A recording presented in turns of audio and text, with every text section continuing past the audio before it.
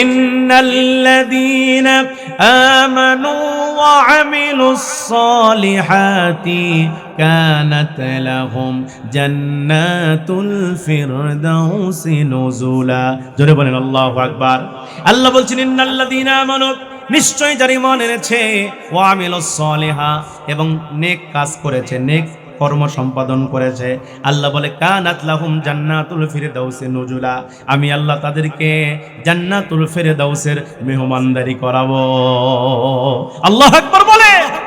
তাহলে ঈমান থাকলে আপনি সফল হবেন, দুনিয়াতেও সফল হবেন, মৃত্যুর পরেও কি হবেন। একজন মানুষের চূড়ান্ত ফয়সালা কি? আমরা কি চাই? জান্নাত চাই কিনা? একজন মানুষ ততক্ষণ পর্যন্ত সফল হতে পারবে না যতক্ষণ পর্যন্ত না সে জান্নাতে প্রবেশ করতে পারবে। কথা বলেন না কেন? আমাদের এত আমল, এত ত্যাগ তিতিক্ষা, এত কুরবানি, এত স্যাক্রিফাইস, এটা চূড়ান্ত ফল কি হবে? জান্নাতের জন্য না? জান্নাতের জন্য না? নাকি আমরা চাই জাহান্নামে যাব? জাহান্নামে যাইতে চাই কেউ? সবাই চাই আমি জান্নাতে যাব, কারণ জান্নাতের মধ্যে আল্লাহ যত প্রকার নিয়ামত দিবেন, এই নিয়ামতের বর্ণনা যদি কিয়ামত পর্যন্ত করা হয় শেষ হবে না। আল্লাহু আকবার বলেন। নাহমাদুহু ওয়া নাস্তাঈনুহু ওয়া নাস্তাগফিরুহু ওয়া নু'মিনু বিহি ওয়া নাতাওয়াক্কালু আলাইহি ওয়া নাউযু বিল্লাহি মিন শুরুরি আনফুসিনা ওয়া মিন সাইয়্যাতি আ'মালিনা। من يهده الله فلا مضل له ومن يضلله فلا هادي له ونشهد أن لا إله إلا الله وحده لا شريك له ونشهد أن سيدنا وسندنا وحبيبنا ومولانا محمدا عبده ورسوله الذي أرسله بالحق بشيرا ونذيرا وداعيا إلى الله بإذنه وسراجا منيرا.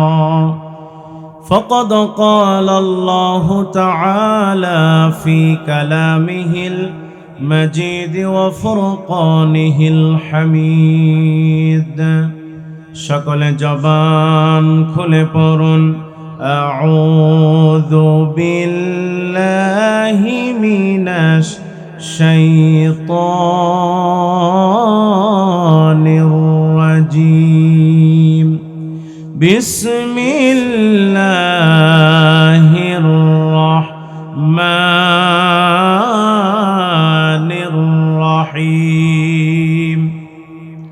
ইয়া আইয়ুহাল্লাযীনা আমানু হাল আদুল্লুকুম আলা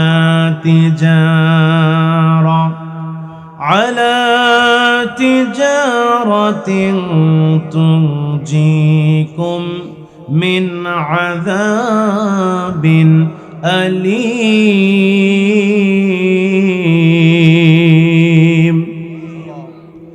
তু'মিনুনা বিল্লাহি ওয়া রাসূলিহি ওয়া তুজাহিদুনা ফি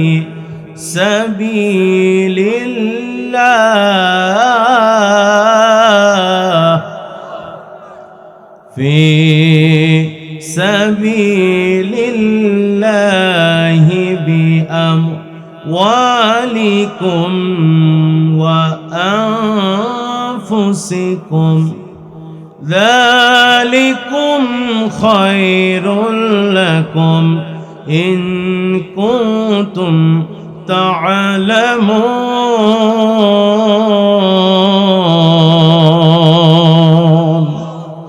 সাদাকাল্লাহুল মাওলানাল আযীম।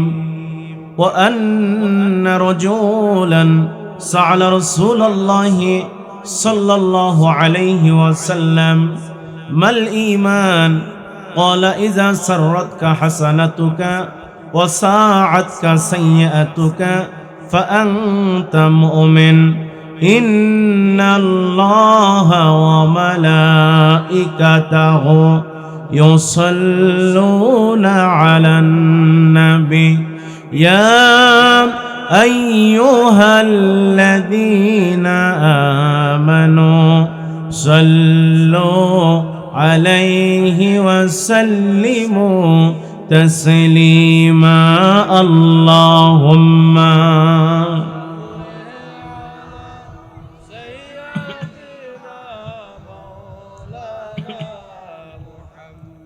وعلى آله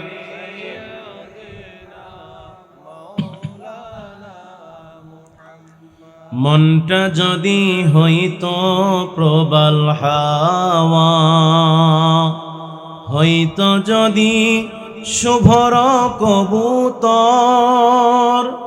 মেঘের ডানাই পাঠিয়ে দিতাম মেঘের ডানাই পাঠিয়ে দিতাম মদিনারি পথে যেথায় আমার প্রিয় নবী ঘুমাই নিরন্তর যেথায় আমার প্রিয় রাসূল ঘুমাই নিরন্তর আল্লাহুম্মা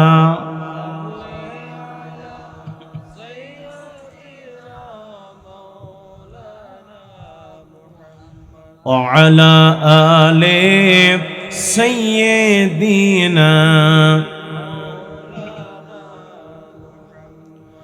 যে মানুষ মানুষের বেদনায় কেঁদেছিলেন জীবন মদিনায় যে মানুষ মানুষের বেদনায় কেঁদেছিলেন জীবন মদিনায় সেই মাটি সেই মানুষ যদি হয় এত সুন্দর না জানি তাহলে তুমি কত সুন্দর কত সুন্দর বালাগাল উলা বিকামালিহি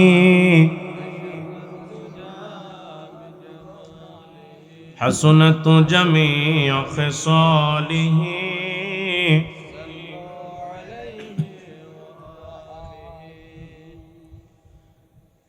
পৃথিবীর মানচিত্রে 2 শতাধিক স্বাধীন দেশের অন্যতম একটি দেশ বাংলাদেশের ঐতিহ্যবাহী কক্সবাজার জেলা পেকুয়া থানার অন্তর্গত 1991 সালের 29 এপ্রিল ঘূর্ণিঝড়ে শহীদদের স্মরণে খতমে কোরআন দোয়া ও তাফসিরুল কোরআন মাহফিল আজকের এই মাহফিলে সভাপতিত্ব করছেন আপনাদের এলাকার কৃতি সন্তান সুনামধন্য বিশিষ্ট আলেম আমার অত্যন্ত কাছের আলহাজ মাওলানা মুহাম্মদ তৈয়ব সাহেব বারাকাল্লাহু ফি হায়াতি সকলে বলেন আমিন। আজকের মাহফিলের সম্মানিত প্রধান অতিথি সম্মানিত বিশেষ অতিথিবৃন্দ সম্মানিত উপস্থিত আমন্ত্রিত উলামায়ে কেরাম বিশেষ করে আজকের এই প্রোগ্রামে যারা কথা বলে ধন্য করেছেন কথা বলেছেন বিশেষ বক্তা হিসেবে আপনাদের কক্সবাজারের কৃতি সন্তান সারা বাংলাদেশের জনপ্রিয় আলোচক হযরত মাওলানা এম মামুনুর রশিদ সাহেব দোয়া করছি আল্লাহ পাক যেন প্রিয় ভাইয়ের কণ্ঠকে সারা পৃথিবীময় কবুল আর মঞ্জুর করে নেক সকলে বলেন আমিন। আজকের মাহফিলে আমার পূর্বে কথা বলেছেন এই কক্সবাজার জনপদের প্রবীণ আলেমে দ্বীন প্রখ্যাত মুফাসসির যিনি যুগের পর যুগ এই ময়দানে কোরআনের খিদমত করছেন বিশিষ্ট আলেমে দ্বীন মাওলানা হাফেজ বশির আহমদ চকরিয়া দোয়া করছি আল্লাহ পাক যেন প্রিয় হুজুরকে নেক হায়াত দান করেন ঈমান আমলে কবুল আর মঞ্জুর করেন সকলে বলেন আল্লাহুম্মা আমিন। আজকের এই প্রোগ্রামে উপস্থিত আছেন বিভিন্ন এলাকা থেকে বিভিন্ন জায়গা থেকে ছুটে আসা আমার ইসলাম প্রিয় দ্বীন প্রিয় মুসলমান ভাইরা, পর্দার আড়ালে অবস্থানরতা অবলা সরলা সতী সাধবী আমার মা এবং বোনেরা, সকলের প্রতি আমার আন্তরিক মোবারকবাদ এবং ভক্তিপূর্ণ সালাম। আসসালামু আলাইকুম ওয়া রাহমাতুল্লাহ। আলোচনার সূচনাতেই আমি আপনাদের কাছে জানতে চাচ্ছি, প্রিয় কক্সবাজারবাসী কেমন আছেন আপনারা? আজকের এই মাহফিলে আসতে পেরে বসতে পেরে আপনারা খুশি না বেজার? জোরে বলেন, খুশি না বেজার? যদি হয়ে থাকেন খুশি, মুখে নিয়ে হাসি, উঁচু করে কাল্লা আওয়াজ দিয়ে পড়ছি আলহামদুলিল্লাহ, চিৎকার করে পড়ছি রব্বানা লাকাল হামদ হামদান কাসীরান তাইয়িবান মুবারাকান ফি। প্রশংসা করলাম কার? জোরে বলেন, প্রশংসা করলাম কার? লাভ হলো কার? আল্লাহ। দুনিয়ার কোনো মানুষ যদি আল্লাহর প্রশংসা না করে আল্লাহর কি ক্ষতি হয়?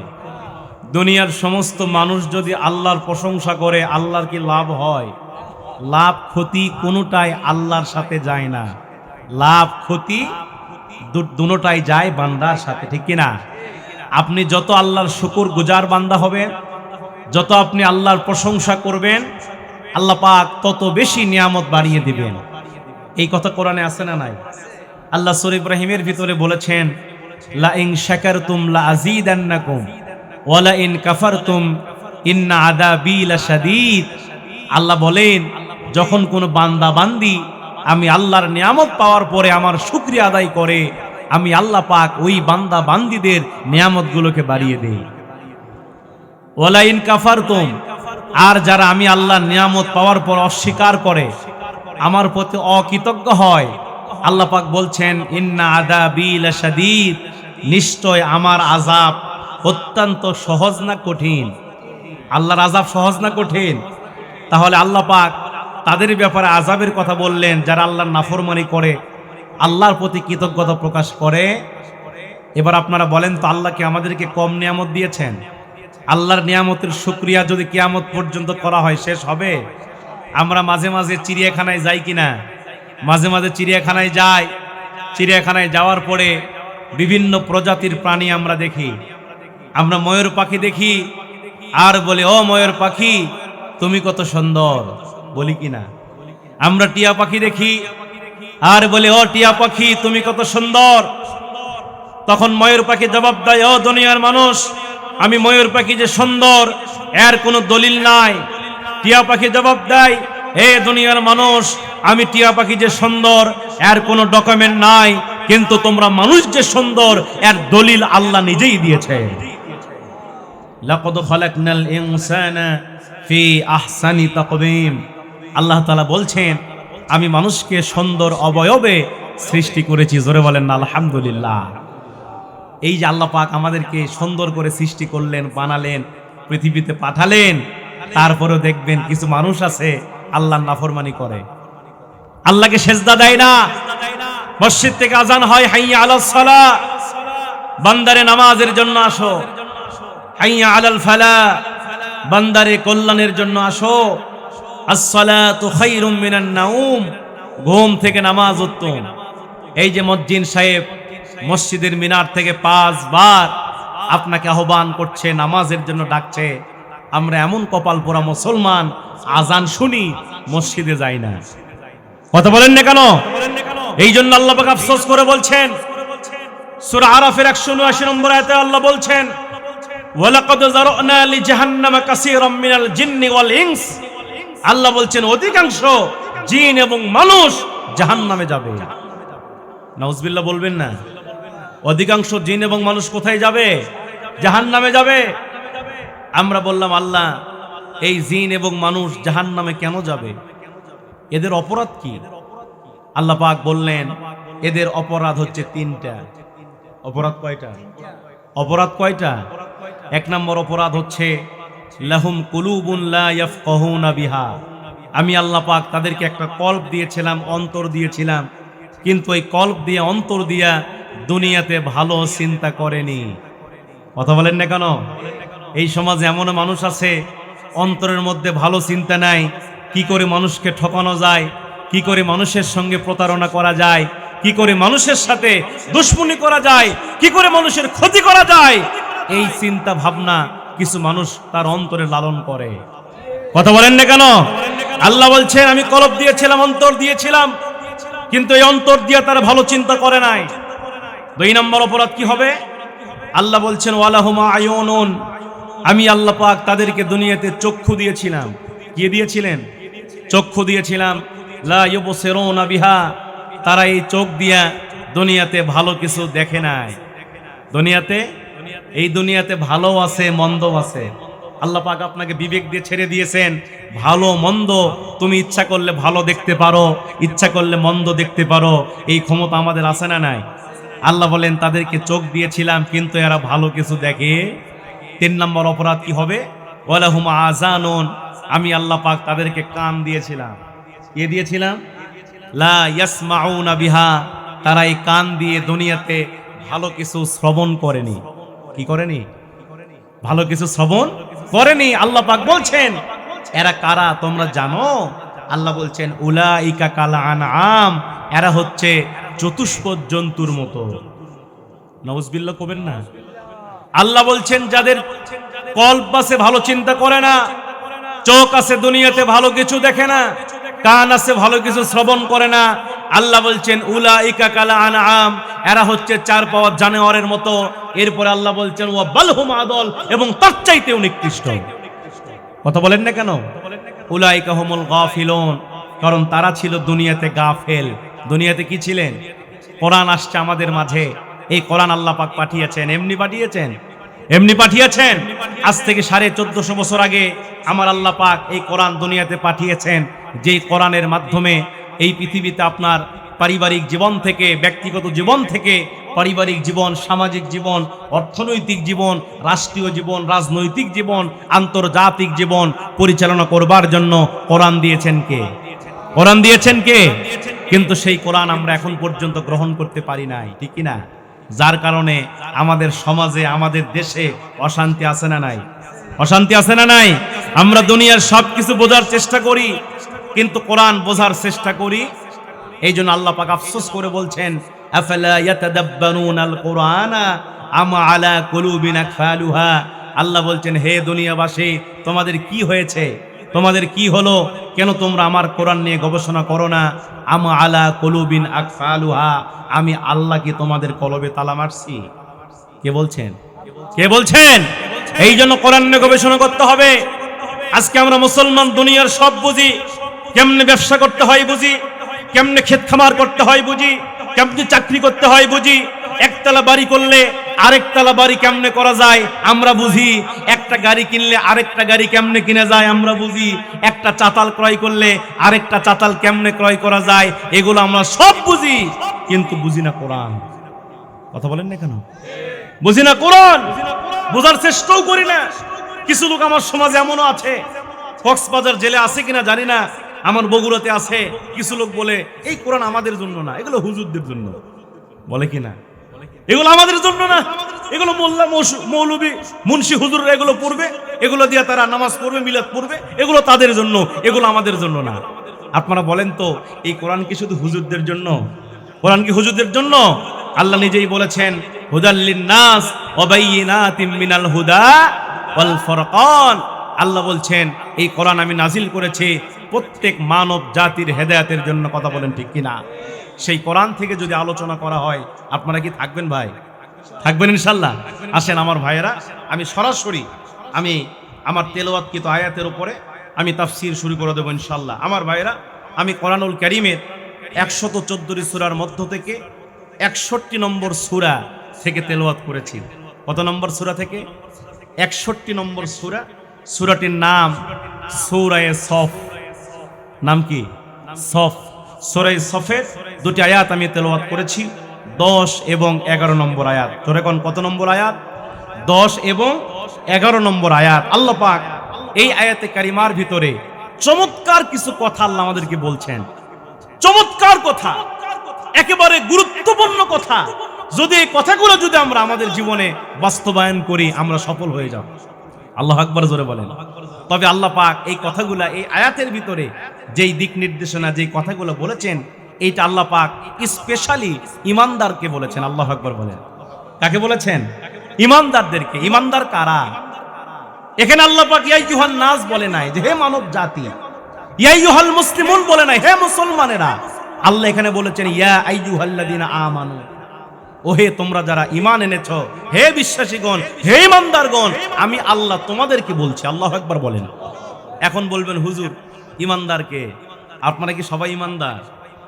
ঈমানদার আপনারা ঈমানদার কি না এটা আমি বললে হবে না। হবে? আপনি নিজে বললে হবে না। আপনি ঈমানদার কিনা, আপনার মধ্যে ঈমান আছে কিনা, এইটা রাসূলের হাদিসের কষ্টি পাথর দিয়ে যাচাই করতে হবে। ঠিক কিনা বলেন? ঈমান সম্পর্কে জিজ্ঞাসা করা হয়েছিল। হাদিসটি আসছে সহিহ বুখারীতে। রাবী হচ্ছে ওমর ইবনুল খাত্তাব রাদিয়াল্লাহু আনহু। হাদিসটি বর্ণনা করছেন। বিশ্বনবীর কাছে আল্লাহ পাকের একজন ফেরেশতা আসলেন, যার নাম হলো হযরতে জিবরাইল। জোরে বলেন নাম কি? জিবরাইল। ছোট ফেরেশতা না বড় ফেরেশতা? জিবরাইল মাঝে মাঝে রাসূলের কাছে আসতেন। কি নিয়ে? ওহী নিয়ে আসতেন। বিশ্বনবীর কাছে আসলেন হযরতে জিবরাইল আলাইহিস সালাতু ওয়াস সালাম, আমার নবীকে জিজ্ঞাসা করলেন ফাআখবিরনি আনিল ঈমান, হে আল্লাহর নবী আপনি ঈমান সম্পর্কে আমাকে কিছু বলেন, ঈমান সম্পর্কে আমাকে কিছু বলে দেন আপনি। জিবরাইল যখন আমার নবীকে ঈমান সম্পর্কে জিজ্ঞাসা করলেন, আমার নবীজি মুহূর্তের মধ্যে বললেন, জিবরাইল শোনো, ঈমান হচ্ছে ক্বালা আন তুমিনা বিল্লাহি ওয়া মালাইকাতিহি ওয়া কুতুবিহি ওয়া রুসুলিহি ওয়াল ইয়াউমিল আখির ওয়া তুমিনা বিল কদরি খাইরিহি ওয়া শাররিহি ক্বালা সাদ্দাকতা। আল্লাহর নবী ডাক দা বলছেন, জিবরাইল শোনো, ঈমান হচ্ছে আন তুমিনা হুম ফিহা খালিদুন। আল্লাহ বলছেন ওয়াল্লাযিনা আমানু, যারা ঈমান এনেছে, ওয়া আমিলুস সালিহাত, এবং দুনিয়াতে নেক আমল করেছে, আল্লাহ বলছেন উলাইকা আসহাবুল জান্নাহ, এরাই হলো জান্নাতের অধিবাসী। আমরা বললাম আল্লাহ এই জান্নাতে মুমিনরা থাকবে কতদিন? আল্লাহ বলে হুম ফিহা খালিদুন, এই জান্নাতে থাকবে তারা চিরকাল। আবার আল্লাহ পাক অন্য জায়গায় বলছেন, সূরা কাহফ খুলে দেখবেন আয়াত নম্বর 107, আল্লাহ পাক চমৎকার করে বলছেন ইন্নাল্লাযীনা আমানু ওয়া আমিলুস সালিহাতি কানাত লাহুম জান্নাতুল ফিরদাউসি নুজুলা। জোরে বলেন আল্লাহু আকবার।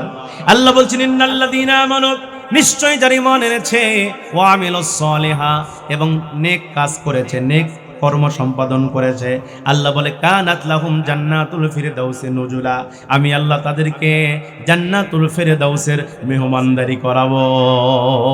আল্লাহু আকবার বলে। তাহলে ঈমান থাকলে আপনি সফল হবেন, দুনিয়াতেও সফল হবেন, মৃত্যুর পরেও কি হবেন? একজন মানুষের চূড়ান্ত ফয়সালা কি? আমরা কি চাই? জান্নাত চাই কিনা? একজন মানুষ ততক্ষণ পর্যন্ত সফল হতে পারবে না যতক্ষণ পর্যন্ত না সে জান্নাতে প্রবেশ করতে পারবে। কথা বলেন না কেন? আমাদের এত আমল, এত ত্যাগ তিতিক্ষা, এত কুরবানি, এত স্যাক্রিফাইস, এটা চূড়ান্ত ফল কি হবে? জান্নাতের জন্য না? জান্নাতের জন্য না? নাকি আমরা চাই জাহান্নামে যাব? জাহান্নামে যাইতে চাই কেউ? সবাই চাই আমি জান্নাতে যাব, কারণ জান্নাতের মধ্যে আল্লাহ যত প্রকার নিয়ামত দিবেন, এই নিয়ামতের বর্ণনা যদি কিয়ামত পর্যন্ত করা হয় শেষ হবে না। আল্লাহু আকবার বলেন। জান্নাতের মধ্যে আল্লাহ পাক মানুষকে এত নিয়ামত দিবেন। একজন জান্নাতি, সর্বনিম্ন জান্নাতীকে আল্লাহ পাক জান্নাতের ভিতরে ৭০ থেকে ৭২টি হুর দান করবে। সুবহানাল্লাহ বলেন। কয়টা হুর দান করবে? স্ত্রী দান করবে। আল্লাহু আকবার বলেন।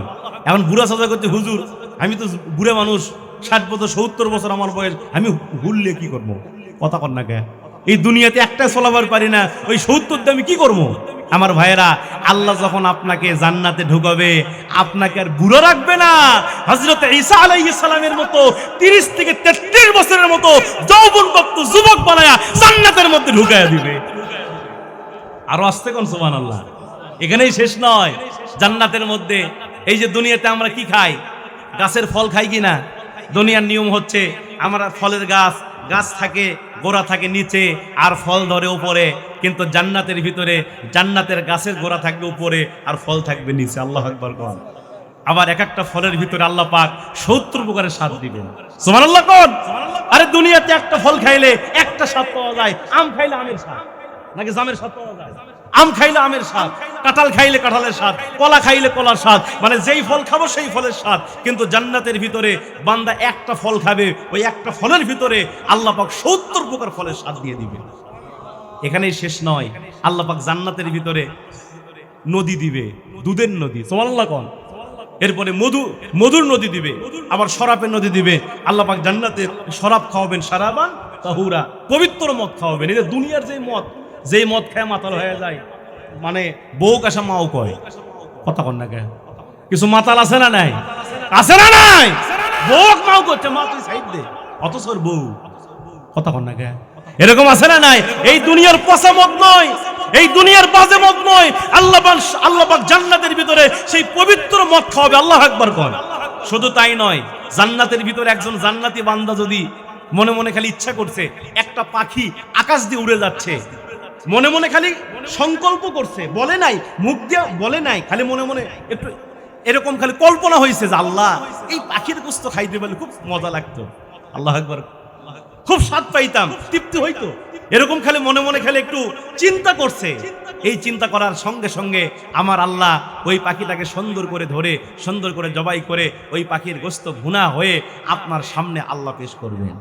সুবহানাল্লাহ কোন? বান্দা ওই পাখির গোশতগুলো খাবে, এত স্বাদ লাগবে, এত তৃপ্তি, এত সুস্বাদু হবে ওই গোশত খাইতে খাইতে খাইতে খাইতে যে প্লেট থাকবে, প্লেট বন্ধ খেয়ে ফেলবে। আল্লাহু আকবার কোন? এখন বলবেন হুজুর প্লেট খাইবে মানে? প্লেটটা হবে পাপড়ের মতো। সুবহানাল্লাহ বলবেন না? পাপড় খাইতে কি কষ্ট হয়? খালি মজাই লাগে। ওই প্লেটটা হবে পাপড়ের মতো। আবার ওই পাখির গোশত খাওয়ার পরে ওই হাড় হাড্ডি যখন আপনি ফেলে দিবেন, ওখান থেকে আবার ওই হাড় হাড্ডি থেকে ওই হাড় হাড্ডি থেকে আবার একটা জীবন্ত পাখি হয়ে সেখান থেকে আবার উড়ে চলে যাবে। জোরে বলেন না আল্লাহু আকবার। সেই জান্নাত আপনারা চান কিনা? সেই জান্নাত চান কিনা? তাহলে জান্নাত যদি পেতে চান তাহলে জাহান্নাম থেকে আগে বাঁচা লাগবে। আল্লাহ পাক সেই কথাটাই বলছেন, হাল আদুল্লুকুম আলা তিজারাতিন তুনজিকুম মিন আযাবিন আলীম। আল্লাহ বলছেন, ইমানদার বান্দারে, আমি কি তোমাদের কেমন একটা ব্যবসার কথা বলে দিব না, যেই ব্যবসা তোমাদেরকে তুনজিকুম মিন আযাবিন আলীম, ওই জাহান্নামের কঠিন আযাব থেকে মুক্তি দিয়ে দিবে, ওই জাহান্নামের কঠিন আযাব থেকে মুক্তি দিয়ে দিবে। সেই ব্যবসাটা কি? আল্লাহ পাক পরের আয়াতে চমৎকার করে বলছেন, তুমিনুনা বিল্লাহি ওয়া রাসূলিহি ওয়া তুজাহিদুনা ফি সাবিলিল্লাহি বিআমওয়ালিকুম ওয়া আনফুসিকুম যালিকুম খায়রুল লাকুম ইন কুনতুম তা'লামুন। আল্লাহ বলছেন সেই ব্যবসাটা হলো তুমিনুনা বিল্লাহি ওয়া রাসূলি। আল্লাহ বলছেন সেই ব্যবসা হলো তোমরা আল্লাহ এবং তার রাসূলের উপর ঈমান আনবে, আল্লাহকে এক বলে স্বীকার করে নেবে, আল্লাহ রাসূলকে তোমাদের আদর্শ নেতা হিসেবে গ্রহণ করে নেবে। যদি আল্লাহকে এক বলে স্বীকার করে নিতে পারো, রাসূলকে আদর্শ নেতা হিসেবে গ্রহণ করতে পারো, তাহলে জাহান্নাম থেকে বাঁচাবেন কে? জোরে বলেন বাঁচাবেন কে? তবে আল্লাহকে এক বলে স্বীকার করে নিতে গেলে, আল্লাহকে মানতে গেলে, রাসূলের আদর্শ গ্রহণ করতে গেলে নির্যাতন হওয়া থাকবে কিনা, জুলুম আসবে কিনা, অত্যাচার আসবে কিনা। সাহাবা কেরামরা কি করেছেন ভাইয়ের আমার? আল্লাহকে এক বলে স্বীকার করে নিয়েছেন, এক আল্লাহকে রব বলে স্বীকার করে নিয়েছে, যার কারণে সাহাবীরা এই দুনিয়াতে নির্যাতিত হয়েছেন, লাঞ্ছিত হয়েছেন, অপমানিত হয়েছেন, তাদেরকে অনেক নির্যাতন করা হয়েছে। কিতাবের মধ্যে আসছে আল্লাহ নবীর একজন কালো সাহাবী ছিল, যার নাম হলো হযরতে বেলাল রাদিয়াল্লাহু আনহু। জোরে বলেন নাম কি? এই হযরতে বেলাল রাদিয়াল্লাহু আনহু, তার চেহারা ছিল কালো, পাতিলের তলা যেমন কালো, তার চেহারা তার চাইতে বেশি কালো ছিল। এই হযরতে বেলাল রাদিয়াল্লাহু তাআলা আনহু, সে একজন হাবশী গোলাম ছিল, কাফেরের একজন গোলাম ছিল, কৃতদাস ছিল। হযরতে বেলাল রাদিয়াল্লাহু আনহু তিনি আল্লাহকে গ্রহণ করেছেন, আল্লাহকে মেনেছেন। আল্লাহকে মানার কারণে আল্লাহর নবী যখন দুনিয়া থেকে মেরাজে গেলেন, মেরাজ সত্য না মিথ্যা? আল্লাহ পাক দলিল দিচ্ছেন, সুবহানাল্লাযী আসরা বিআবদিহি লাইলাম মিনাল মাসজিদিল হারামি ইলাল মাসজিদিল আকসা। আল্লাহু আকবার বলেন। আল্লাহ রাসূলকে আল্লাহ মেরাজ করিয়েছেন, ঊর্ধ্বগমন করিয়েছেন, এইটা মিথ্যা নয়, এটা সত্য। আল্লাহ নবী যখন মেরাজে গেলেন, আমার আল্লাহ আমার রাসূলকে জান্নাতের মধ্যে ঢুকালেন, জান্নাতের মধ্যে প্রবেশ করালেন। আল্লাহ রাসূলকে জান্নাত আল্লাহ দেখাবেন। আমার নবী জান্নাতকে পরিভ্রমণ করার জন্য, জান্নাতকে দেখার জন্য আমার নবী যখন জান্নাতের মধ্যে প্রবেশ করলেন, জান্নাতের মধ্যে প্রবেশ করার পরে আমার নবীজি দেখতে পেলেন হযরত বেলাল জান্নাতের মধ্যে আমার নবীর আগে আগে হাঁটতেছে। হযরত বেলাল আমার নবীজির আগে আগে ওই জান্নাতের মধ্যে হাঁটতেছে। আমার নবীজি বেলালকে দেখে অবাক হয়ে গেলেন, আর মনে মনে চিন্তা করলেন, যেই বেলাল থাকে মদিনায়, যেই বেলাল একজন কালো মানুষ, চেহারা ভালো না, কণ্ঠ ভালো না, আজান স্পষ্ট করে দিতে পারে না, আশহাদুর জায়গায় আসহাদু বলে, উল্টা পাল্টা করে আজান দেয়, চেহারা ভালো না, সেই বেলাল আমি রাসূলের আগে আগে জান্নাতের মধ্যে হাঁটতেছে। নবী আমার বেলালকে দেখার পর অবাক হয়ে গেলেন, আশ্চর্য হয়ে গেলেন। আমার নবীজি মেরাজ করে দুনিয়াতে আসলেন, মদিনায় বেলালের সঙ্গে নবীজির দেখা হয়ে গেল। বেলালকে ডাকতে বলছেন, বেলাল রে, তোমার কাছে আমার একটা প্রশ্ন আছে। বেলাল বলছে, রাসূলুল্লাহ কি প্রশ্ন করতে চান? আমার নবী ডাকতে বলছে, বেলাল রে, আমার প্রশ্ন হলো, তুমি বলো তুমি দুনিয়াতে কি এমন আমল করো? আল্লাহু আকবার বলেন। এই বেলাল, তুমি বলো দুনিয়াতে কি এমন আমল করো যে আমল করার কারণে আল্লাহ পাক তোমার সম্মানকে বাড়িয়েছে? আমি যখন জান্নাতের মধ্যে হাঁটতেছিলাম, জান্নাতের মধ্যে ঢুকে যাইতেছিলাম, আমি দেখতে পাচ্ছিলাম তুমি আমার আগে আগে জান্নাতের মধ্যে হাঁটতেছো। বেলাল, তুমি সত্য করে বলো তোমার দুনিয়াতে কি এমন আমল আছে? এই কথা যখন আমার নবীজি বেলালকে বললেন, এই কথা বলার সঙ্গে সঙ্গে হযরত বেলাল তিনি কাল্লাটা নিচু করলেন আর বলছে, রাসূল, আমি তো কালো মানুষ, আমার চেহারা ভালো না, আমি তো আরবি ভাষাভাষীর মানুষ না, আমি তো আজমি মানুষ, আরবি অক্ষর জ্ঞান আমার কিছুই নাই, আমার তো ওই পরিমাণে এলেম কালাম কিছুই নাই, আমার জীবনে ভালো আমল নাই, আমার জীবনে তেমন কোনো ভালো আমল নাই, নেক আমল নাই। আমার নবীজি ডাক দা বলছে, বেলাল রে, সত্য করে বলো তোমার জীবনে স্পেশাল কোনো আমল আছে? তোমার জীবনে ভালো কোনো আমল আছে? হযরত বেলাল ডাক দা বলছে, রাসূলুল্লাহ, আমার জীবনে ভালো কোনো আমল নাই, স্পেশাল কোনো আমল আছে কিনা বলতে পারবো না, তবে নবী আমি হযরত বেলাল প্রত্যেক দিন ছোট্ট একটা আমল নিয়মিত করি, প্রতিদিন ছোট্ট একটা আমল করি। আমার নবী ডাক দা বলছেন, বেলাল রে, কি আমল করো আমারে জানায় দাও। আল্লাহ রাসূল যখন বেলালকে বললেন, বেলাল ডাক দা বলছেন, রাসূলুল্লাহ ইয়া হাবিবাল্লাহ, আমি বেলালের যখনই ওযু চলে যায়, আমি বেলালের যখনই ওযু চলে যায়, আমি বেলাল মুহূর্তের ভিতরে ওযু বানায়া 2 রাকাত নামাজ আদায় করি। আল্লাহু আকবার বলে। হযরত বেলাল যখন এই কথা বললেন, হে নবী, আমার যখন ওযু চলে যায়, আমার ওযু দেওয়ার সঙ্গে সঙ্গে আমি ওযু বানায়া 2 রাকাত নামাজ আদায় করি। এই কথা শোনার সঙ্গে সঙ্গে আমার নবীজি ডাক দিয়ে বলছে, বেলাল রে, এই আমলটা ছোট নয়, আমলটা কোনো ছোট আমল নয়, এই আমলটা আমার আল্লাহ পাক এত বেশি কবুল করে নিয়েছে, এত বেশি মকবুল করে নিয়েছে, এই আমলের কারণে আমার আল্লাহ রব্বুল আলামিন তোমার সম্মানকে আকাশচুম্বী করে দিয়েছে। আল্লাহু আকবার বলে। সেই বেলালকে নির্যাতন করা হয়েছে। তিনি উমাইয়া ইবনে খালফের গোলাম ছিলেন, কৃতদাস ছিলেন।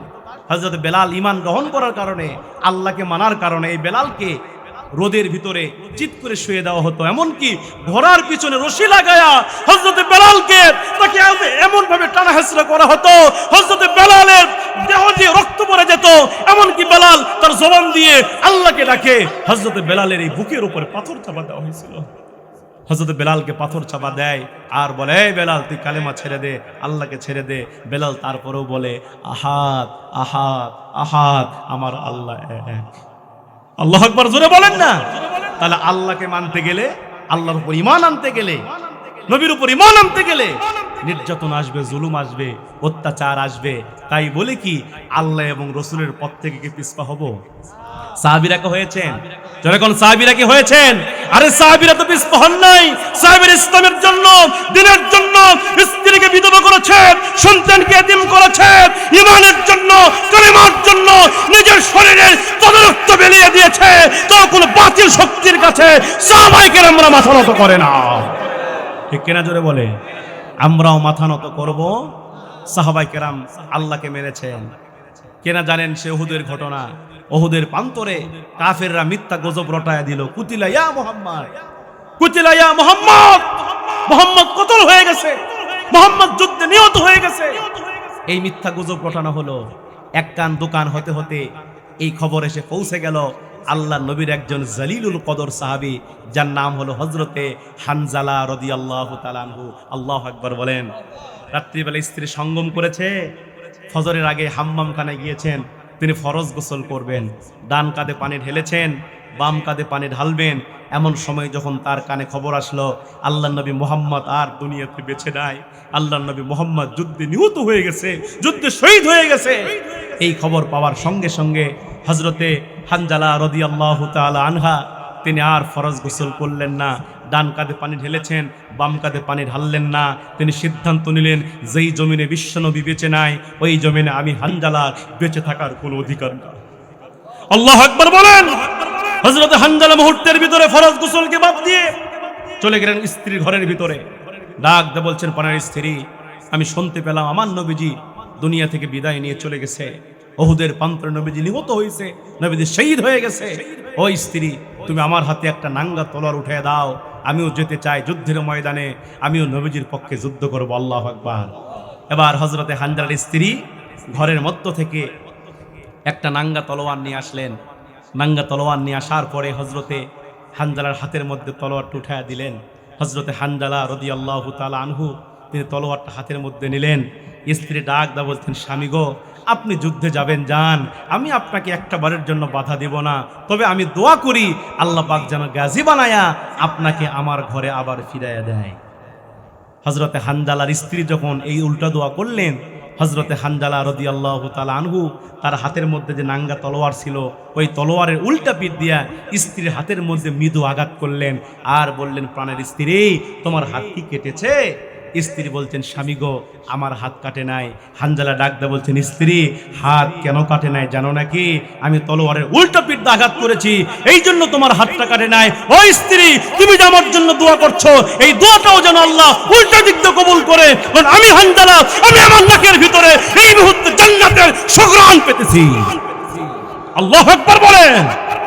স্ত্রী, আমার জন্য উল্টা দোয়া করো না, আমি নিশ্চিত আজকে আমি শহীদ হয়ে যাব। স্ত্রী কথা দিচ্ছি, এই জাগতিক দুনিয়াতে তুমি যদি আর কোনো স্বামী গ্রহণ না করো, স্ত্রী আমি কথা দিচ্ছি কাল কিয়ামতের ময়দানে ওই জান্নাতের সিঁড়িতে তোমার সঙ্গে আমার আবার দেখা হবে। আল্লাহু আকবার জোরে বলে। ঈমান কারে বলে দেখেন, আল্লাহকে কেমন ভাবে তারা গ্রহণ করেছে, আল্লাহকে কেমন ভাবে বিশ্বাস করেছে, তারা দৃষ্টান্ত দিয়ে গেছে পৃথিবীতে। হযরতে হানজালা রাদিয়াল্লাহু তাআলা আনহু স্ত্রীর কাছ থেকে বিদায় নিয়ে নাঙ্গা তলোয়ার ডান হাতের মধ্যে নিয়ে ঘোড়ার উপর সওয়ার করে লিল্লাহি তাকবীর, আল্লাহু আকবার বলে স্লোগান দিতে দিতে তিনি যুদ্ধের ময়দানে চলে গেলেন। আল্লাহু আকবার। বিশ্বনবীর সাহাবী হযরতে হানজালা রাদিয়াল্লাহু তাআলা আনহু উহুদের প্রান্তরে চলে গেলেন। লড়াই শুরু হয়ে গেল, যুদ্ধের ময়দান উত্তপ্ত হয়ে গেল। হযরতে হানজালা ডান হাতের মধ্যে নাঙ্গা তলোয়ার চালাচ্ছেন। ডান হাত দিয়ে তলোয়ার চালাইতে চালাইতে কাফেরদেরকে মারতেছেন। কাফেরদেরকে মারতে মারতে জাহান্নামের মধ্যে পাঠায় দেয়। কাফেরদেরকে মারতে মারতে জাহান্নামের মধ্যে পাঠায় দেয়।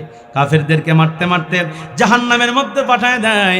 হযরতে হানজালা যুদ্ধ করতে করতে এক পর্যায়ে যুদ্ধ যখন সমাপ্ত হয়ে যাবে, যুদ্ধ সমাপ্ত হওয়ার আগ মুহূর্তে একজন বেঈমান এসে হানজালাকে পিছন থেকে ডান হাতে কোপ মারলেন।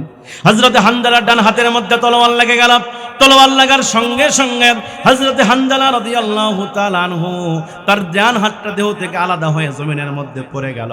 হযরতে হানজালা তিনি বাম হাতের মধ্যে তার তলোয়ারটা নিলেন। আল্লাহু আকবার বলেন। যুদ্ধ থেমে দিলেন না, ঘোড়ার উপর সওয়ার করে বাম হাতের মধ্যে তলোয়ারটা নিলেন। বাম হাতের মধ্যে তলোয়ারটা নেওয়ার পরে হযরতে হানজালা রাদিয়াল্লাহু তাআলা আনহু তিনি বাম হাত দিয়ে যুদ্ধ চালিয়ে যাচ্ছেন। বাম হাত দিয়ে যুদ্ধ চালিয়ে যাচ্ছেন, বাম হাত দিয়ে কাফেরদের সঙ্গে লড়াই করছেন। লড়াই করতে করতে আরেক পর্যায়ে যাওয়ার পরে হযরতে হানজালাকে আরেকজন বেঈমান এসে বাম হাতের মধ্যে তলোয়ার দিয়ে কোপ মারলেন। কিন্তু মুহূর্তের ভিতরে বাম হাতটা দেহ থেকে আলাদা হয়ে জমিনের মধ্যে পড়ে গেল। হযরতে হানজালা রাদিয়াল্লাহু তাআলা আনহু তিনি আর ঘোড়ার উপর স্থির থাকতে পারলেন না। তিনি মুহূর্তের ভিতরে কি করলেন, ওই ঘোড়া থেকে জমিনের মধ্যে পড়ে গেলেন।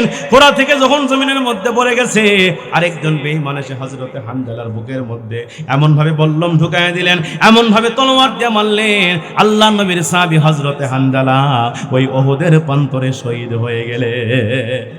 হযরতে হানজালা যুদ্ধের ময়দানে শহীদ হয়ে গেলেন, শাহাদাত বরণ করলেন।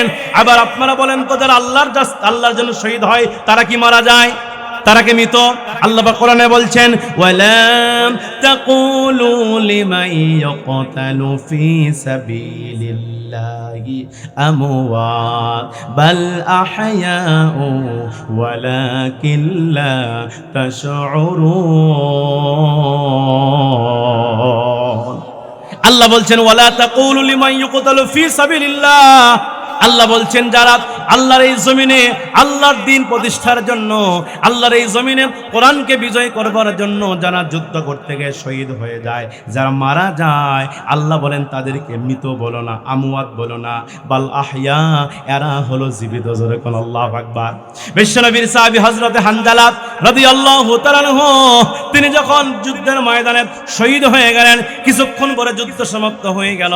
যুদ্ধ শেষ হওয়ার পরে আল্লাহর নবী আল্লাহ রসুলের কানে খবর চলে আসলো এই উহুদের প্রান্তরে 1 নয় 2 নয় 3 নয় প্রায় 70 জন সাহাবী শহীদ হয়ে গেছে। আল্লাহ নবী সমস্ত সাহাবীদের লাশগুলা খুঁজতেছিল। সমস্ত সাহাবীদের লাশ খুঁজতে খুঁজতে আল্লাহ নবী 69 জন সাহাবীর লাশ খুঁজে পেলেন, কিন্তু হানজালার লাশ রাসূল আমার খুঁজে পান না। নবী চিন্তিত হয়ে পড়লেন, হযরতে হানজালা যুদ্ধে শহীদ হয়ে গেছে, কিন্তু তার লাশটা খুঁজে পাওয়া যায় না কেন?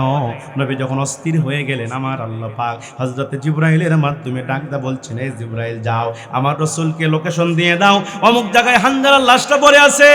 হযরতে জিবরাইল আলাইহিস সালাতু ওয়াস সালাম আমার নবীকে লোকেশন দিয়ে দিলেন। নবী আমার লোকেশন মতো গিয়ে দেখে হযরতে হানজালার লাশটা সেখানে পড়ে আছে। এইদিকে হানজালার স্ত্রী খবর পেয়েছে তার স্বামী যুদ্ধের ময়দানে শহীদ হয়ে গেছে। হযরতে হানজালার স্ত্রী এক দৌড় মেরে উহুদের প্রান্তরে এসে আল্লাহর নবীর সামনে দাঁড়ায় গেছে। আল্লাহু আকবার। আল্লাহ নবীর সামনে দাঁড়ায় গেছেন। নবীজির সামনে দাঁড়ানোর পরে ডাক দেব রাসূলুল্লাহ, হাবিবাল্লাহ, আমার স্বামী তো যুদ্ধে শহীদ হয়ে গেছে, আর যেই সকল সাহাবীরা শহীদ হয়ে যায় শহীদদের লাশ তো আপনি ধোয়ান না, শহীদের লাশ তো ধোয়ানোর প্রয়োজন হয় না, ওই রকম রক্তমাখা কাপড় চুপড়ে দাফন করে ফেলেন। কিন্তু আমার স্বামীকে তা করলে হবে না। আমার স্বামী কিন্তু রাত্রিবেলায় স্ত্রী সঙ্গম করেছে, সে কিন্তু ফরজ গোসল করে নাই, দিন কায়েমের আন্দোলনে আপনার ভালোবাসায় ওই আল্লাহকে পাওয়ার জন্য সে কিন্তু আর ফরজ গোসল করে নাই, সে যুদ্ধের ময়দানে শহীদ হয়ে গেছে। ইয়া রাসূলুল্লাহ, আমার স্বামীকে আগে ফরজ গোসল দিবেন, তারপরে তার লাশটা দাফন করবেন। এই কথা যখন হানজালার স্ত্রী আমার নবীকে বললেন, আমার নবীজি সিদ্ধান্ত নিয়ে ফেললেন তাই করব, তার লাশটা আমি আগে ধোয়াবো, তারপরে দাফন সম্পন্ন করব। নবী আমার যখন এই সিদ্ধান্ত নিয়ে ফেললেন, আমার আল্লাহ পাক আমার রাসূলের উপরে মেসেজ জানিয়ে দিলেন, রাসূলকে জানিয়ে দিলেন, নবী, হে নবী, হানজালার লাশ দুনিয়ার কোনো পানি দিয়া গোসলের প্রয়োজন নাই। আমি আল্লাহ হানজালার শাহাদাতকে এত বেশি মকবুল করে নিয়েছি, এত বেশি পছন্দ করে নিয়েছি নবী, ওই হানজালার লাশটাকে আমি আল্লাহ হাউজে কাউসারের পানি দ্বারা ফরজ গোসল সম্পূর্ণ করায়া দিছি। আল্লাহু আকবার বলে।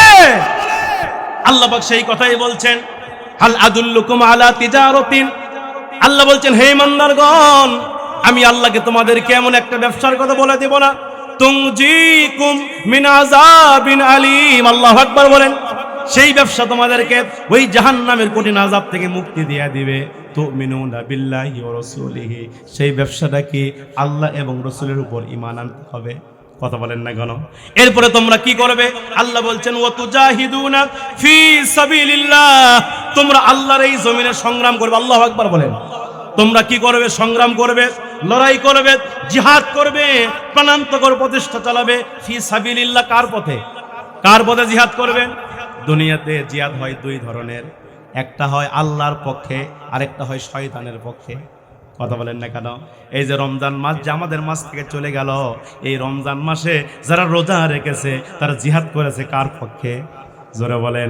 আর যারা রমজান মাসে রোজা রাখে নাই, দিনের বেলা খাওয়া দাওয়া করছে, এরা জিহাদ করছে কার পথে? জোরে বলেন। এই জন্য মুসলমান ভাইয়ের আমার, এই রমজান মাসে এটা আপনাদের জন্য জিহাদ। জিহাদ কেমনে হলো ভাইয়ের আমার? দেখেন, রোজা রাখার পরে ওই সুবহে সাদেক থেকে সূর্যাস্ত পর্যন্ত না খেয়ে থাকতে হয়। আবার আপনারা বলেন তো, আপনাদের ঘরে কি চাল ডাল ছিল না? ফ্রিজের মধ্যে মাছ মাংস ছিল কিনা? বাড়িতে হালাল স্ত্রী ছিল কিনা? তাহলে হালাল খাবার থাকা অবস্থায় ফ্রিজে মাছ মাংস সবই আছে, হালাল স্ত্রী আছে, সব কিছু থাকা অবস্থায় আমরা তা গ্রহণ করি নাই। কার হুকুমের অপেক্ষায় ছিলাম? কার হুকুম মেনেছিলাম? তাহলে এটাও আপনাদের জন্য এক প্রকার জিহাদ। আর যারা দিনের বেলা ওই কালো পদ্মার নিচে খাইছে, আমি বলবো এরা শয়তানের পথে জিহাদ করছে। কথা বলেন না কেন? আপনাদের এই এলাকায় এরকম কি লোক আছে? যেরকম আছে আমি জানি না আছে কিনা, তবে আমার বগুড়াতে আছে। রমজান মাস, যুবক মানুষ, গায়ে টকবকা রক্ত, গায়ে টকবকা রক্ত, টাকরা যুবক, গায়ে ঠোকা মারলে রক্ত বের হবে, এরকম যুবক রমজান মাসে হোটেলের কালো পদ্মার মধ্যে দিনের বেলা খায়। একজনকে জিজ্ঞেস করছিলাম, ভাই রোজার মাসে দিনের বেলা কেন খাই ভাই? কেন খাইতেছো ভাই? জবাব দাও। রোজা কেন রাখতে পারো নাই? জবাব দাও। ওই হুজুর আর কইেন না, আমার পেটের মধ্যে প্রচুর গ্যাস। নাউজুবিল্লাহ কবেন না, পেটের মধ্যে কি? অথচ আল্লাহ রাসূল বলছে, যে ব্যক্তি রমজান মাস পাইলো, রমজান মাস পাওয়ার পরে নিজের গুনাহ আল্লাহর কাছ থেকে মাফ করে নিতে পারলো না, সে ধ্বংস হয়ে যাক। রাসূল বলছেন আমিন। কথা বলেন না কেন? আরে রমজান মাস তো গুনাহ মাফের মাস। এখানে আমরা যারা বসে আছি, কারো জীবনে 40 রমজান পাইছে কিনা? যার 40 বছর বয়স সে 40 রমজান পাইছে না? যার 50 বছর বয়স সে 50টা রমজান পাইছে, কেউ 30 রমজান পাইছে, কেউ 60 রমজান পাইছে, কেউ 70 রমজান পাইছে। এই যে আমরা এতগুলো রমজান পাই, কিন্তু আমাদের রমজান পাওয়ার পরেও আমাদের জীবনের পরিবর্তন হয় না। কথা বলেন না কেন? রমজান আসে যায়, বছর অন্তর 1 মাস রোজা আছে, রোজা করি, রোজা চলে যায়, দেখা যায় আমাদের জীবনের কোনো চেঞ্জিং নাই, কোনো পরিবর্তন নাই। কিছু লোক আমাদের সমাজে দেখি 11 মাস নামাজ পড়ে না, রমজান মাস আসলে দেখবেন যে রমজানের চাঁদ উঠছে, দেখবেন ও যায় নামাজ নিয়ে, মাথায় টুপি দিয়া, গায়ে পাঞ্জাবি দিয়া যায় নামাজ নিয়ে সামনের কাতারে বসে। কতক্ষণ না এলাকায় আছে কিনা জানেন, আমার বগুড়াতে আছে। 1 ওয়াক্ত নামাজ পড়ে না, বাকি 11 মাস রমজান আসলে মাথায় টুপি দেয়, গায়ে পাঞ্জাবি দেয়, যায় নামাজ দেয়, সামনের কাতারে মুসল্লি, ওয়াজ ঠেলায় 5 ওয়াক্ত মুসল্লি জায়গায় পায়। কথা কয় না কেন? যারা নিয়মিত নামাজি ওয়াজ ঠেলায় জায়গায় নয়, পাক্কা নামাজি, আলহামদুলিল্লাহ, সমস্যা নাই, আসুক। কথা কয় না কেন? ওয়েলকাম জানাই, তাকে স্বাগতম জানাই, সে নামাজে আসুক, নামাজ পড়ুক, কোনো সমস্যা নাই। কিন্তু দুঃখের জায়গা হচ্ছে, এক দুঃখজনক ব্যাপার হচ্ছে এই জায়গায় যে রমজান মাসে ঠিকই নামাজ পড়ে, ঠিকই রোজা রাখে, কিন্তু রমজান মাস যখন চলে যায়, শাওয়াল মাসের চাঁদ হতে ওর টুপিও নাই, ওর পাঞ্জাবিও নাই, ওর যায় নামাজও নাই, ওই নিজেই নাই। কথা কয় না কেরা? কথা বলেন না কেন? আছে না নাই? তার মানে এখানে বছরে ওই রমজান মাসেই নামাজ পড়ে, মানে সিজনাল নামাজি। এজন্য আমাদের বগুড়ার ভাষায় আমরা বলি রমজান আলী। কি আলী ভাই? রমজান আলী, মানে ওইখানে রমজান মাসে নামাজ পড়ে। আবার কিছু নামাজি আছে, এরা হচ্ছে ইয়াদ আলী। ইয়াদ আলী বুঝেন তো ভাই? মানে এরা রমজান মাসেও যায় না, 1 বছরও যায় না, খালি এরা বছরে 2 ঈদের দিনে যায়। কয় ঈদের দিন যায়? 2 ঈদের দিন যায়। আবার কিছু নামাজি আছে শুকুর আলী। কি আলী ভাই? কোন দিনে যায়? কোন দিনে যায়? ও মনে করে শুক্রবারে গেছি, আরে নামাজ তো পড়ছি 2 রাকাত, নামাজ পড়ে দোয়া করছি, আল্লাহ মাফ করে দেবে। এতই সহজ। কথা কন না কেন? আরে শুক্রবার তো বোনাস। শুক্রবার কি?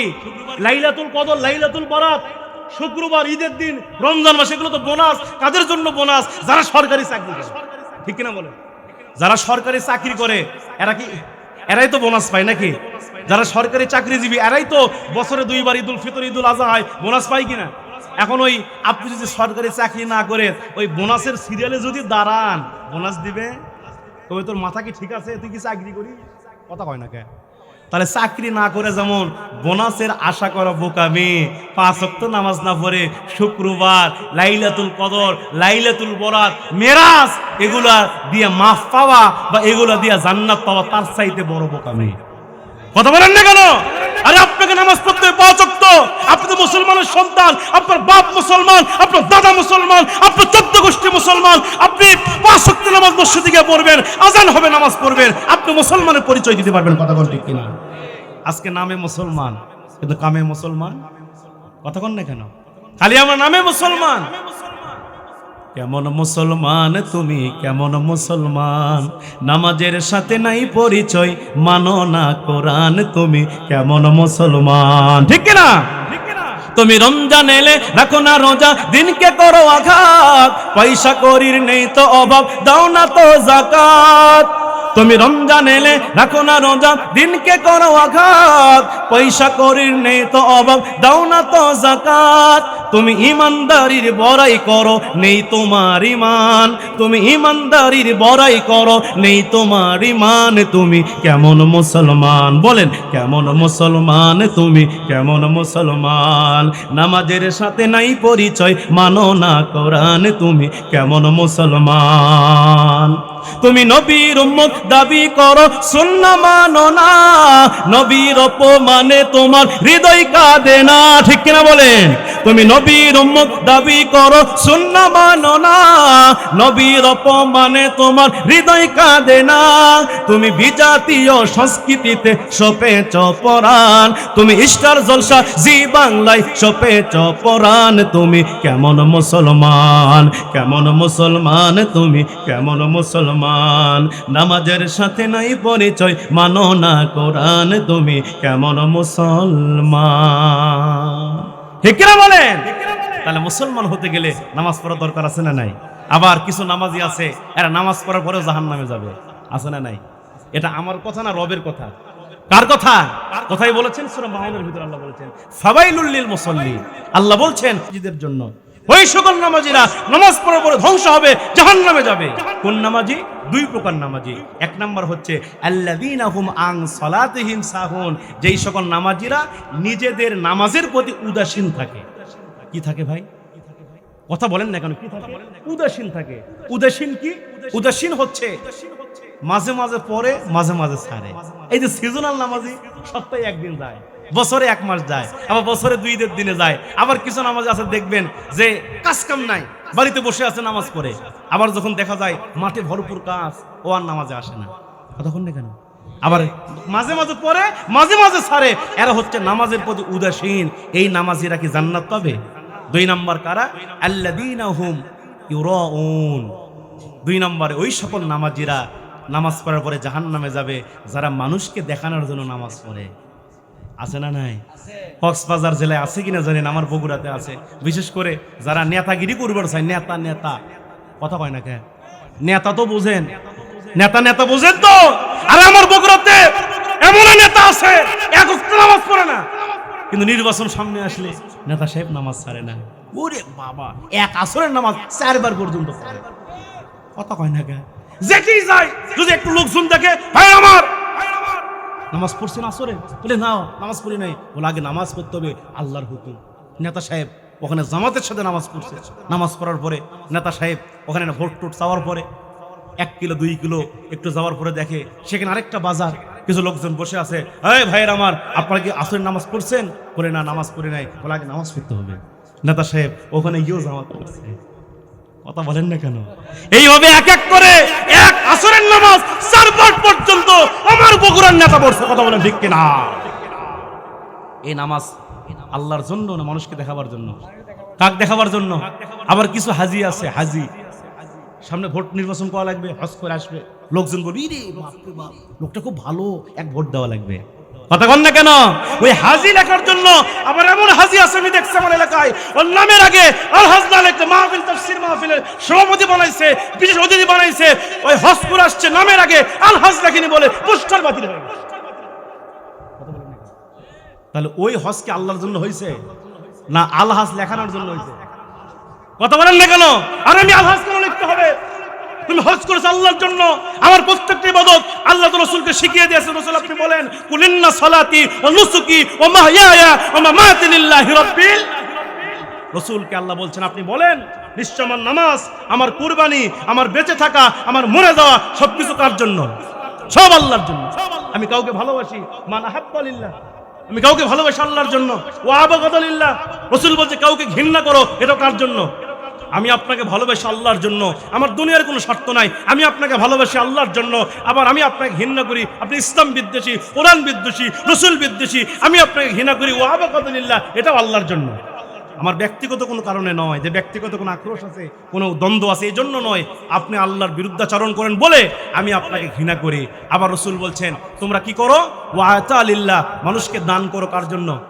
ও মানা আলিল্লাহ, এবং কাউকে দান করা থেকে বিরত থাকো কার জন্য? যদি এই চারটি কাজ তোমার থাকে, রাসূল বলছেন ফাকাদ ইস্তাকমালাল ঈমান, তাহলেই তুমি পরিপূর্ণ ঈমানদার। জোরে কোন আল্লাহু আকবার। তাহলে আমাদের প্রত্যেকটা কাজ হবে কার জন্য? জোরে কোন কার জন্য? এজন্য মুসলমান ভাইয়ের আমার, নামাজ কার জন্য? নামাজ কার জন্য? এই যে আমরা রোজা রাখছি কার জন্য? কার জন্য? রমজান মাস রোজা রেখেছি ভাইয়ের আমার, আসেন এই রমজান কেন্দ্রিক জীবন আমাদের চলতে হবে। আরে সাহাবায়ে কেরামের জীবনে পড়ে দেখেন, আমরা তো রমজান মাসের পর ঈদের দিনে কত আনন্দ, কথা কন না কেন? আমার বগুড়াতে কিছু যুবক ছেলেপেলে আছে, ঈদের দিনে সাউন্ড বক্স, এই মাইক্রো বিভিন্ন এই যে ভটভটির মধ্যে উঠায়া তাহলে ডিজে ড্যান্স দেয়, আর পুরো এলাকা জুড়ে মানুষকে থাকতে দেয় না। এলাকায় আছে কিনা এরকম? তোর এখন আছে কিনা? অথচ রমজান মাসে সাহাবীদের অবস্থা কি ছিল?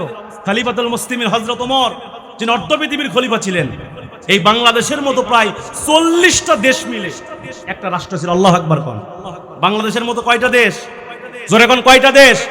বাংলাদেশের মতো 40টা দেশ মিলে একটি রাষ্ট্র ছিল ওমরের, যেই রাষ্ট্রের প্রেসিডেন্ট বা খলিফা ছিল হযরতে ওমর। ঈদের দিনে ঈদগাহে ঈদের নামাজ পড়ে আসার পরে সমস্ত সাহাবীরা আনন্দ করতেছে, আর ওমর পাশে বসে বসে কান্না করতেছে। আল্লাহু আকবার। সাহাবীরা চিন্তা করে, কে ঈদের দিনে খলিফা ওমর কান্না করে কেন? সাহাবায়ে কেরাম রাদিয়াল্লাহু তাআলা আনহুমরা সবাই চলে গেলেন খলিফা ওমরের কাছে, গিয়ে বলছেন, হে আল্লাহর নবীর খলিফা, হে খলিফাতুল মুসলিমিন হযরত ওমর, আজকে ঈদের দিন, আনন্দের দিন, আপনি বসে বসে কান্না করছেন কেন? কি হয়েছে আপনার? ওমর ডাক দিয়ে বলে, এই সাহাবীরা, আমি আনন্দ করতে পারবো না। কেন জানো? আল্লাহর নবী হাদিসে বলে গেছেন, নবীজি বলে গেছেন, যে ব্যক্তি রমজান মাস পাইলো কিন্তু রমজান মাস পাওয়ার পরে আল্লাহর কাছ থেকে গুনাহ মাফ করে নিতে পারলো না, সে ধ্বংস হয়ে যাবে। এ সাহাবীরা, আমি ওমর এখনো নিশ্চিত না যে আল্লাহ আমার গুনাহ মাফ করছেন কিনা। আমি আমার গুনাহ মাফের জন্য আল্লাহর কাছে কান্নাকাটি করতেছি। কি অবস্থা ছিল তাদের, আর আমাদের কি অবস্থা? ঈদের আগে মার্কেটে ধুম পড়ে যায়, কথা কন না কেন? ঈদের আগে মার্কেটে ধুম পড়ে যায়। বাজেট বলতেছে, আপনার বাজেট কত? বলে আমার বাজেট মাত্র 50,000 টাকা। কত হাজার টাকা? আপনার বাজেট কত? আমার বাজেট 80,000 টাকা, 1 লক্ষ টাকা। এরকম বাজেটের লোক আছে না নাই? কত বাজেটের লোক, কথা কোন আছে না নাই? অথচ সাহাবীদের বাজেট কেমন ছিল? ওমর ফারুকের বাজেট কেমন ছিল? আগামীকালকে ঈদ, ঈদের একদিন আগে ওমর ফারুক তার সন্তান কান্না করতেছে, স্ত্রীকে ডাক দেওয়া, বলছেন, স্ত্রী, ছেলে কান্না করে কেন? কি হয়েছে? বলছে, স্বামী গো, আগামীকালকে ঈদ, সবাই ঈদের নতুন জামা কিনছে, আর আমার সন্তান এখন ঈদের নতুন জামা কিনতে পারে না, এই জন্য কান্না করতেছে। ঈদের জামা না হলে ঈদগাহে যাবে না, আমি তাহলে কি দিয়ে বুঝাবো? হযরত ওমর ডাক দেওয়া, বলে, স্ত্রী রে, আমি যে জামা কিনে দেবো এই সামর্থ্য আমার নাই। অথচ অর্ধ পৃথিবীর খলিফা,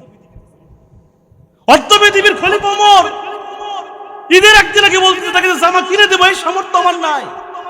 স্ত্রী ডাক দিয়ে বলতেন, স্বামী গো, আমি কিছু বুঝি না, আমাকে না দাও, তুমি না গ্রহণ করো, না নাও, কিন্তু সন্তানের জন্য অন্তত একটা জামা নিয়ে আসো, যেখান থেকেই পাও। ওমর ফারুক মনে মনে চিন্তা করলেন, কি করা যায়, আমি টাকা কোথায় পাবো? মনে মনে চিন্তা করলেন যে 1 মাসের অগ্রিম বেতনের জন্য অর্থমন্ত্রীর কাছে একটা চিঠি লিখি। আল্লাহু আকবার বলেন।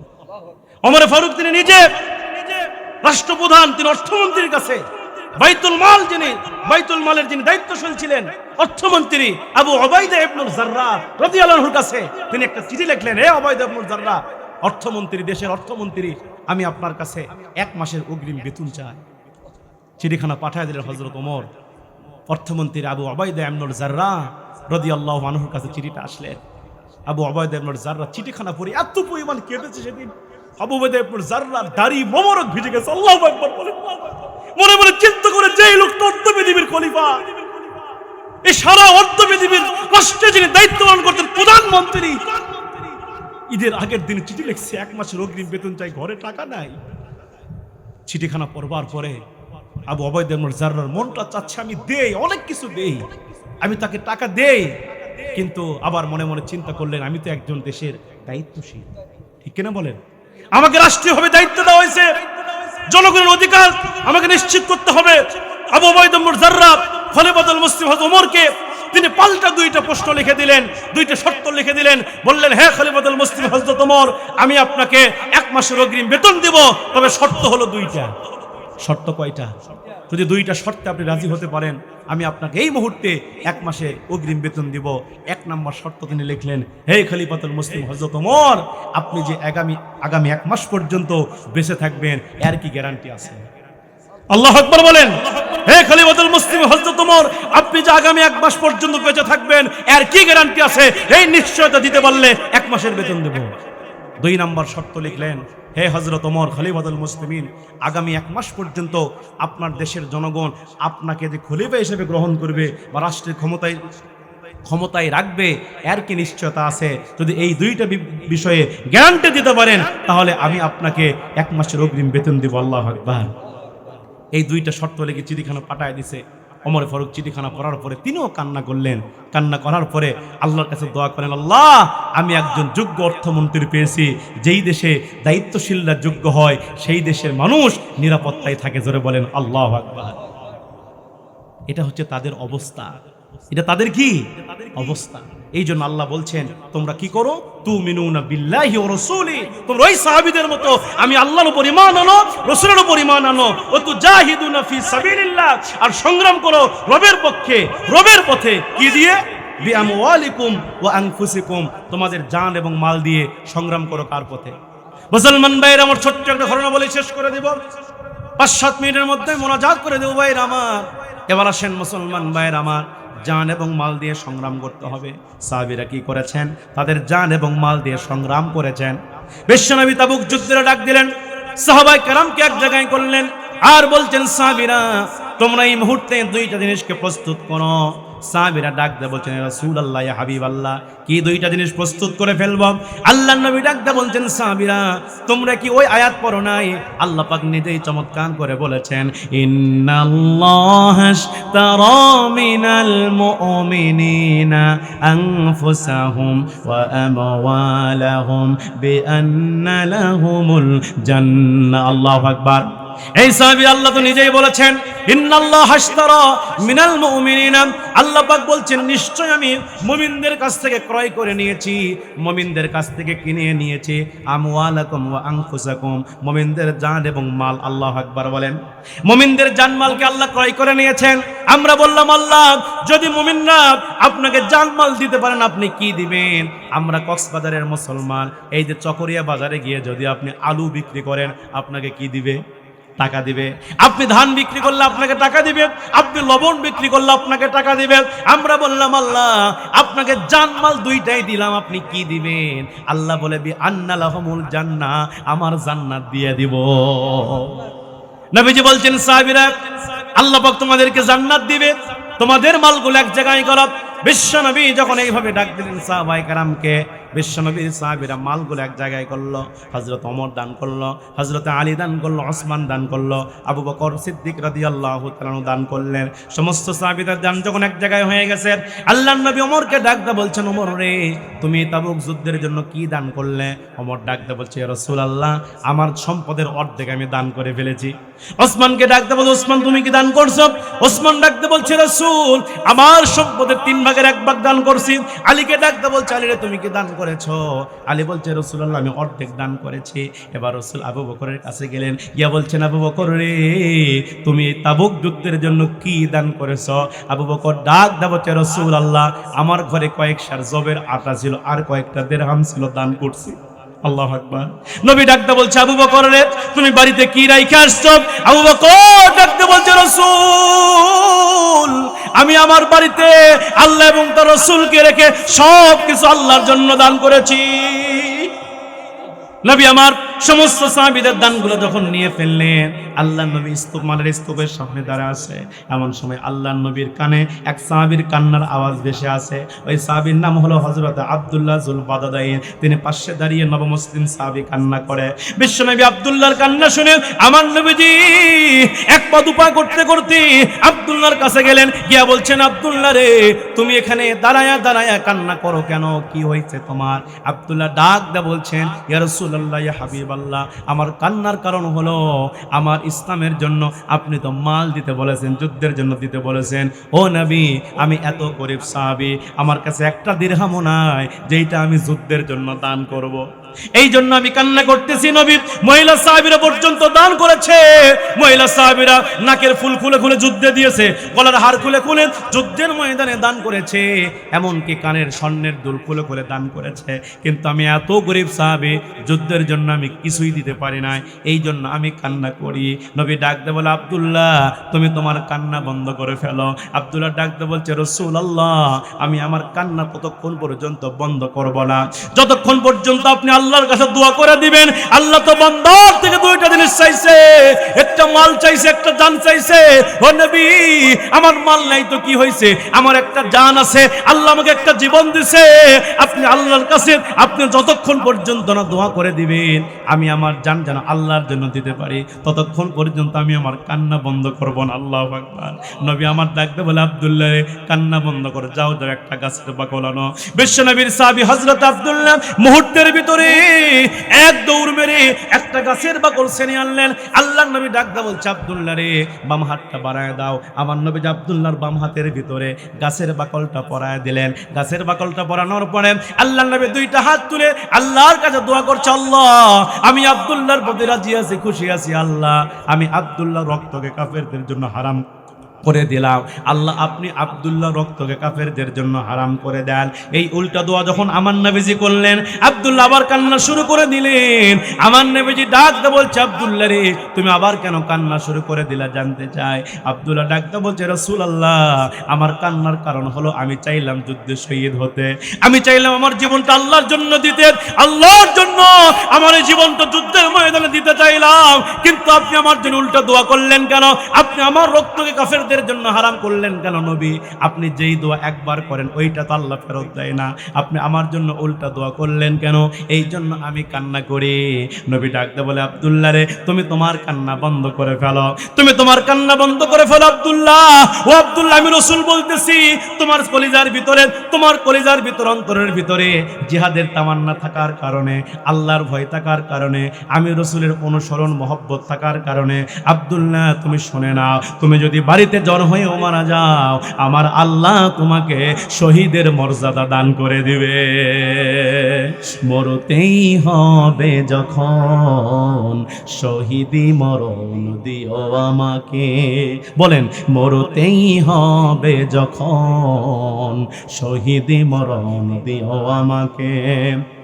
রোগে শোকে মরণ দিও না আমায়, বিপদে মুসিবতে নিও না আমায়, এমন মরণ দিও চোখ বুঝিলে যেন দেখি তোমায়। মরতেই হবে যখন শহীদি মরণ দিও আমাকে। আমিন বলেন। আসুন আমার ভাইয়েরা, আল্লাহ পাক সেই কথাই বলছেন, বিআমওয়ালিকুম আনফুসিকুম, তোমাদের জান এবং মাল আমি আল্লাহর জন্য তোমরা দিবে, দিয়ে সংগ্রাম করবে, তাহলে কি হবে? যালিকুম খায়রুল লাকুম, এটাই তোমাদের জন্য উত্তম হবে। ইন কুনতুম তাআলামুন, যদি তোমরা তা উপলব্ধি করতে পারো, বুঝো। আসুন আমার ভাইয়েরা, আল্লাহ পাক যেন এই কথাগুলির উপরে আমাদেরকে বাস্তবে আমল করার তৌফিক দান করেন।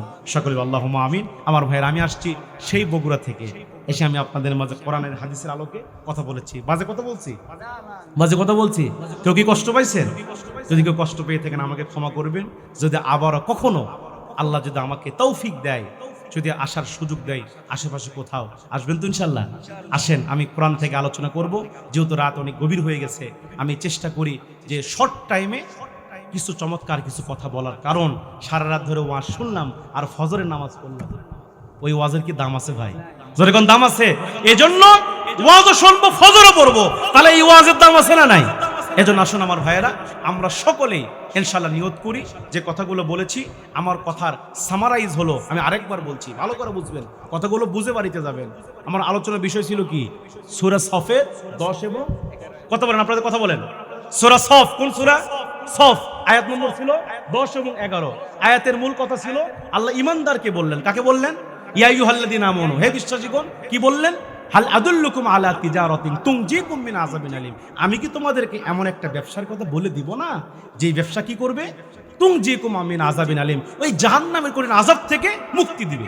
সেই ব্যবসাটা কি? খেয়াল করেন, তুমিনুনা বিল্লাহ, কার উপর ঈমান আনতে হবে? তুমিনুনা বিল্লাহি ওয়া রাসূলিহি, 2 নাম্বার রসুলের উপর ঈমান আনতে হবে। তাহলে আল্লাহকে মানতে হবে, রসুলকেও মানতে হবে। অনেকে আছে আল্লাহকে মানে রসুলকে মানে না, আবার রসুলকে মানে আল্লাহকে মানে না। আল্লাহকেও মানতে হবে, রসুলকেও মানতে হবে। আর কি করতে হবে? ওয়াতুজাহিদুনা ফি সাবিলিল্লাহ, তোমাদের সংগ্রাম করতে হবে, মুজাহাদা করতে হবে, জিহাদ করতে হবে আল্লাহর এই জমিনে আল্লাহর দ্বীন প্রতিষ্ঠার জন্য। তোমাদের বিআমওয়ালিকুম ওয়া আনফুসিকুম, জান মাল দিয়ে লড়াই করতে হবে, সংগ্রাম করতে হবে। আল্লাহু আকবার ধরে বলুন। সংগ্রাম করতে রাজি আছেন তো? এই সংগ্রাম মুজাহাদা করতে গেলে জেল, জুলুম, জরিমানা আসবে কি না? জান্নাত কেমনি পাওয়া যায়?